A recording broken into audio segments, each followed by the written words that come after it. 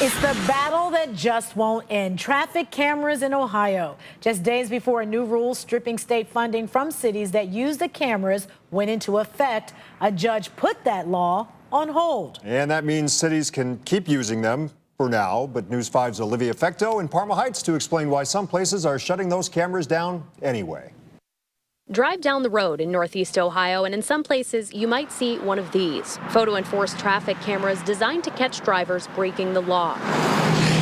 Nobody likes to get a speeding ticket.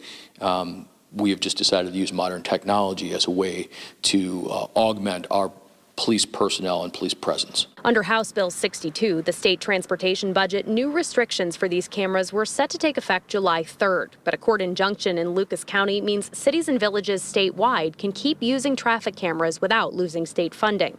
That includes the villages of Lindale and Newburgh Heights. Newburgh Heights Mayor Trevor Elkins says his village has filed its own motion for an injunction. We believe the more voices that are defending home rule and the right of municipalities to enforce their own traffic, not their own traffic, but the state's traffic laws as well as their own, the better. We were advised that it would be in our best interest to wait for Newburgh Heights, which is in Cuyahoga County, to file their injunction and to hear back.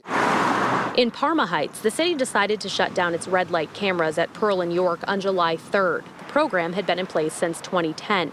Police say the cameras are a source of revenue, but that's not the only reason they use them. Obviously, our big concern is traffic safety. For an officer to observe a violation and to try and pull out on a vehicle to initiate a traffic stop is almost impossible to do. Back in Newburgh Heights, cameras are stationed on Harvard Avenue at East 52nd and East 42nd Streets. There's also one handheld camera to monitor drivers on I-77. The reality is we don't issue citations until you're doing 74 miles an hour on the interstate and 35 in a 25 zone within the community itself. Still, revenue from the traffic camera program there, which started in 2013, adds up. In 2018, revenues peaked at nearly $2.5 million. The village took in nearly $1 million in the first half of 2019.